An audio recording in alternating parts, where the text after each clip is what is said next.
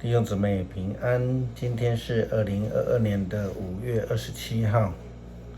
今天的经文是诗篇93篇，出埃及记33章12到17节，启示录22章第6到第9节。今天要跟大家分享的主题是应许同在。昨天我们谈到的升天节，这是耶稣基督复活显现之后的最后一幕。根据使徒行传第1章第6到11节的记载，耶稣的门徒们就是看着耶稣在与他们聚集之后被取升天。基督教的信仰就如同是这样的一个概念，我们都是被动形式的领受恩典，接受上帝的安排。因此我们常常会提及的被称义、被成圣，如同耶稣一样被接升天，然后有被创造。就信仰而言，我们都在造物主的管理，我们需要顺服。顺服本身就是一种被动的状态，如同摩西在出埃及记33章12到13节的经文所说的，摩西对上主说：“你确曾吩咐我领人民到那地方去，却没有指示我要派遣谁跟我同去。你说过你了解我，也喜欢我，那么求你把你的计划指示我，使我能够侍奉你，继续在你的面前蒙恩。求你记得这民族是属于你自己的。”摩西恳求上主的话说：“求你把你的计划指示我，使我能侍奉你，继续在你眼前蒙恩。”这当中，摩西又提到3件被动的事：指示我计划，所以带领以色列人出埃及不是摩西的计划，是一个被动的。这样子告诉我，我才能侍奉你，所以这个侍奉也是被动的。以及蒙恩当然也是被动的形式。在这些被动的状态都表达出一个非常重要的应许，那就是主同在。有主的同在，才有被动的一些要求。我们昨天在每日读经的分享当中提到，耶稣基督以马内利的身份和他的工作。这个以马内利并没有因为耶稣基督他的升天而结束，反而因为耶稣基督的升天，让这个上帝同在的应许更为清楚。虽然如此，人们还是需要上帝清楚的应许跟交代。如同上帝针对摩西所提的，他回答说，在圣经里面的记载，上主说：“我要亲自与你一道去，使你安心。”与主同行其实也是一个被动的，然而就像前面我们所说到的，摩西就如同一般人一样，他们是信心不足。他们随后进一步又要求上帝说，圣经这样记载，摩西回答：“如果你不亲自与我们一道去，求你不要叫我们离开此地。倘若你不与我们同去，谁知道我和你的子民是在你眼前蒙恩。”你的同在使我们在世上其他民族跟他们有所区别。因此，上帝再一次的回应摩西，上帝这样对摩西说：我要照你所求的去做，因为我了解你，也喜欢你。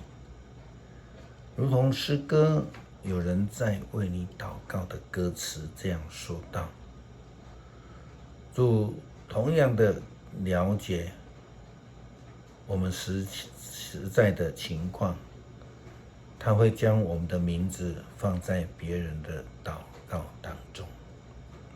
上帝都知道我们的状况，也如同耶稣基督，他知道彼得的软弱，他知道他会在耶稣基督被捕之后3次否认他。也因为如此，上帝就更明白的应许必定要与我们同在，赐下平安。如同耶稣基督在约翰福音第14章所说的，要应许赐下保惠师与跟随者同在。圣灵保惠师的同在并不是救恩的终极。许多人常常说，耶稣基督升天以后就是圣灵的时代，末后就是圣灵的时代，一直到世界的末了。但是圣灵保惠师的同在并不是救恩的终极，而是一个新的救恩的阶段。救恩的终极应该是耶稣基督的再临。启示录22章第6节到第7节的经文告诉我们，天使对我说，这些话都是真实可靠。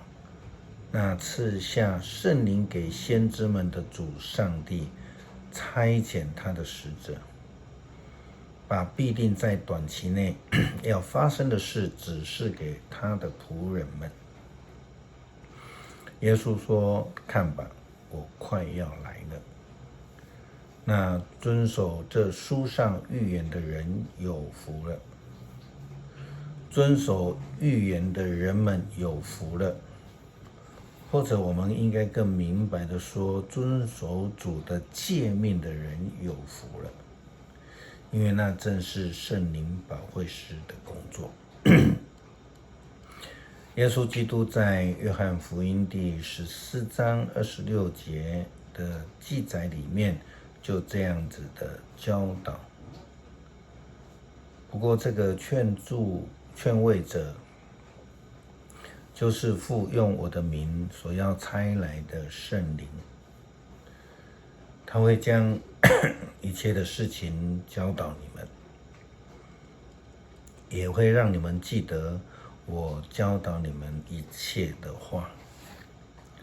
事实上，这一段经文是从15节到31节。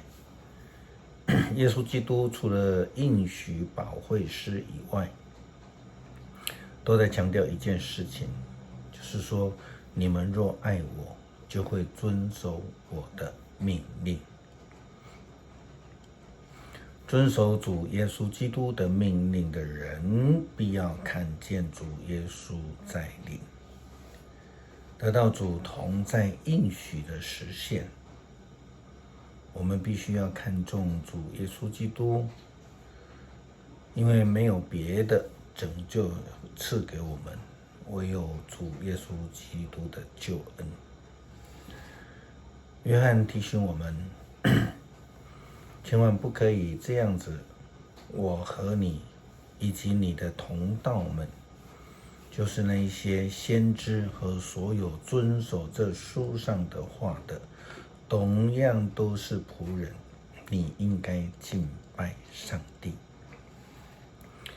正如彼得提醒我们的，别无拯救，唯有基督能够赐下同在的应许与救恩。诗篇97篇，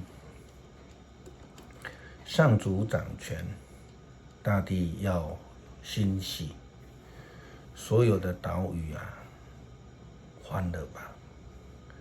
密云幽暗的他在的周围，正义公道是他国度的根基。有火在他前头，焚烧他周围的仇敌。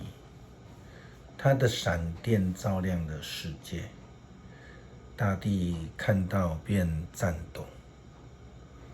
群山在上主面前，在全地之主面前，都像蜡一样融化了。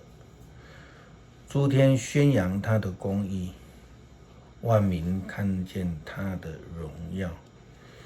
一切拜偶像的人都要受辱，夸耀邪神的人都要蒙羞。万神都要俯伏在上主面前。上主啊，因为你有公正的审判，西安的人民欣喜，犹大的城邑欢乐。上主啊，你统治普天下，你凌驾万神之上。上主爱那些憎恨邪恶的人，上主保护他忠贞子民的性命，拯救他们脱离邪恶的人的手。光照耀着义人，喜乐充满着心里正直的人。义人啊，要因上主的作为欢喜，你们要颂赞他的圣名。感谢主，在我们面对疫情不可知的未来，应许我们必要与我们同在，以及保守还有医治。求主你帮助我们在黑暗中看得见光明，在病痛中得到医治，在恐慌的当中有属天的平安。感谢祷告，奉主耶稣基督的名求，阿们。